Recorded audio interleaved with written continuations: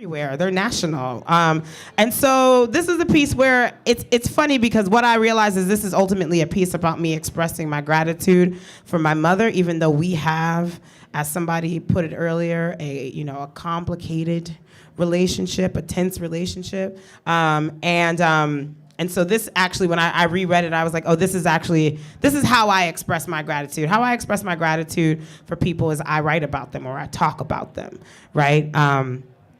So here we go. Where are you from? 4 syllables that provoke my anxiety. Sometimes I just pick a place. It keeps conversations moving forward, avoids the awkward moment of trying to keep someone's attention long enough to explain, I grew up all over this country. From New York to California to Texas, back to New York, Philadelphia, Florida, Chicago. My family's always been transient. My mother, young when she had us, was trying to get away. Her hometown, Albany, New York. Simone clowns me from being from Albany.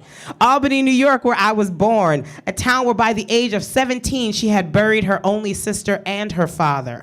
A town where her brothers, both drug addicts, roamed the streets strung out, and where her mother, a severe alcoholic, would routinely show up at her apartment, slurring curses into the air, passing out and staying for days while my mother nursed her through detox. Albany was a town too small for my mother's dreams and filled with her life's disappointments, and so we moved. But wherever we went, there were more obstacles, and disappointment followed us like a birthright. So we moved, and we moved, and we moved. This is what I remember most about childhood. We were always on the go. So in my second year of college at DePaul University, when my friends invited me to join them on a weekend road trip from Chicago to Vermont, I wasn't fazed by the challenge of traveling almost 2,000 miles in less than 52 hours, which is ridiculous, right? Bad choice. It was fall, and I had just ended a romantic affair with my best friend whom I had fallen in love with over revolutionary conversations about art and social justice. It was Friday afternoon, and as I lamented, my friend Kay took the last drags from her cigarette. You should come with us. And a few hours later, I was on the road. See, I feel safe on the road. I find comfort in the constant motion, the pace, the scenery passing by soothes the erratic beat of my heart, puts me in rhythm, delivers me to a place that feels like home. I was only 4 when I made my first trip across the country, from New York to California, where my brother was born, where my parents ended their relationship, where my mother, heartbroken and defeated, piled us onto a Greyhound bus to get away.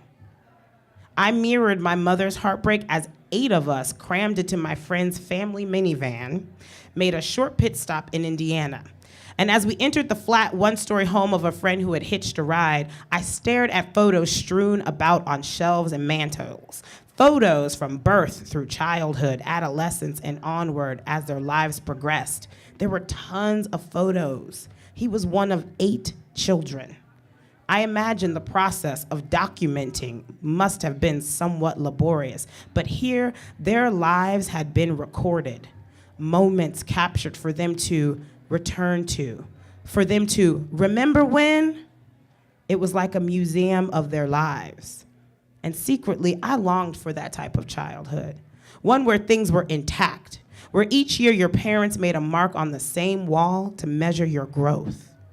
The memory of my childhood was fragmented, scattered across United States highways, and there was no memorabilia, no breadcrumbs to follow back, no knickknacks or baby shoes, no popsicle stick with painted macaroni picture frames, and no pictures, something I still resent. There are no baby pictures of me. I don't know if it was that no one took any or that they were all lost. See, that's the thing about moving.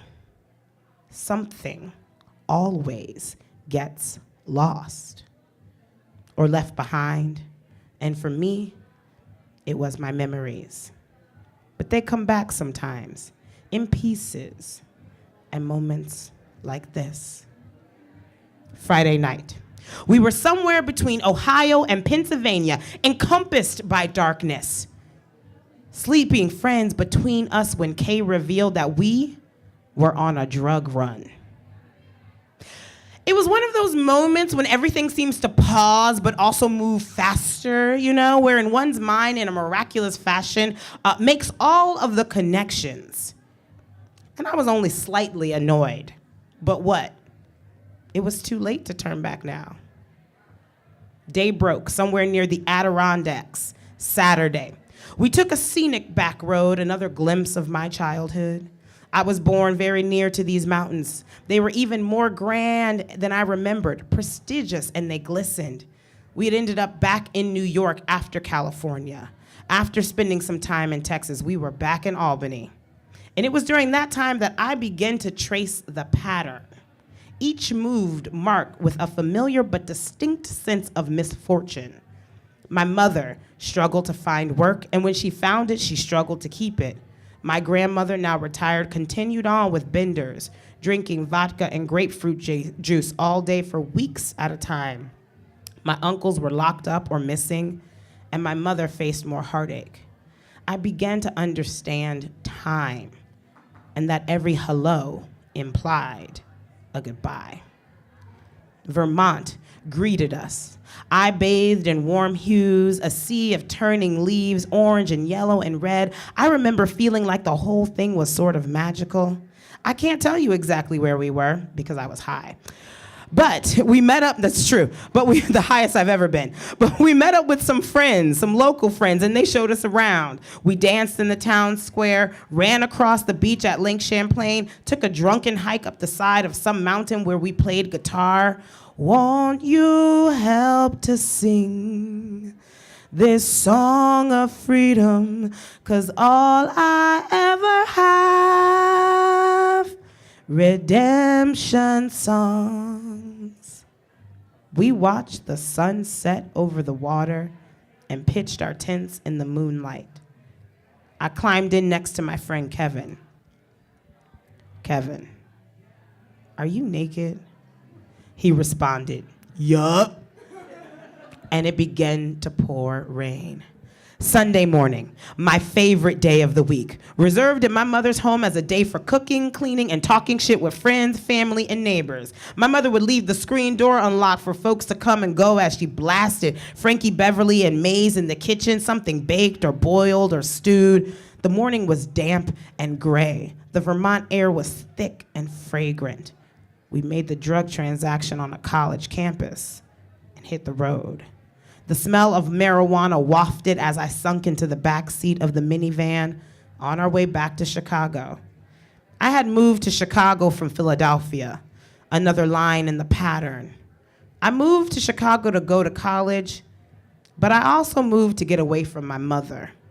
But as we exited Vermont, back through the mountains, there she was, hidden in the majestic views.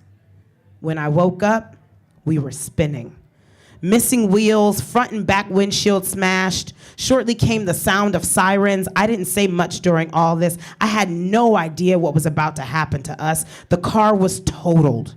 We hadn't had time to figure out how to hide the drugs or where. No time to come up with a clever story. The paramedics, the fire truck, the police. As the paramedics tended to my friends, I watched the police talk to the driver. I felt my core tighten the way it does when you're released downhill on a roller coaster. I was okay. No injuries, just severe anxiety. Were they going to talk to each one of us? Were they going to search the car? Ask us to take a breathalyzer? But as my friend finished explaining the car's faulty steering, the paramedic came around and said they'd have to take 2 of our friends to the hospital. Are there any belongings you'd like to take? She asked them. My friend held an ice pack over a bandaged smile and said, yeah. We all looked at each other, silent. And then one of us handed him the bag of drugs. Here's your bag. The paramedic informed us that once the police were done with the report, the fire truck would bring us to the hospital. And as she walked over As she walked off, the police officer looked us up and down and said, "Do any of you want to call your parents?" I didn't call my mother, who had just moved to Florida. We sat in the hospital for hours. We were in Geneva, New York, 3 hours away from Albany. I thought, who's still there that I know that would remember me? My grandparents were dead. Any other family members were scattered about. And there was my first cousin, but she didn't respond when we would call her to wish her a happy birthday or a Merry Christmas. No, there were certainly no saviors in Albany. I watched my friends one by one deliver tearful confessions about our trip to their parents.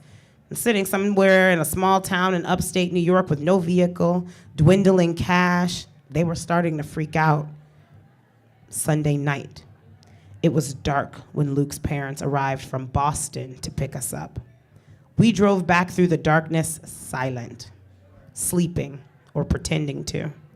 We arrived back in Chicago a little over an hour before we were supposed to be in class. Monday morning. I had just enough time to shower and change before heading out to school. As I approached the campus, I felt my neck begin to tighten. Whiplash. Certainly, I would catch a glimpse of my ex-lover as we passed each other in the school lobby. News of our trip had preceded our arrival. Our peers greeted us with high fives and hugs, but despite the merriment, as my head hit the mat for my movement class at 9 a.m., I began to bawl. Hot tears streamed down my face, and I excused myself from class. I was moved by the reality of being alive. And exactly where I had started. Exactly where I was trying to escape from. That's the thing about traveling. There's no real escape. You can get away, but all roads lead back to the beginning. Even when you forget, the pattern is indelibly etched in your every move like cosmic ink. And maybe my mother knew that. Maybe she just figured there was no harm in changing the scenery. Thank you.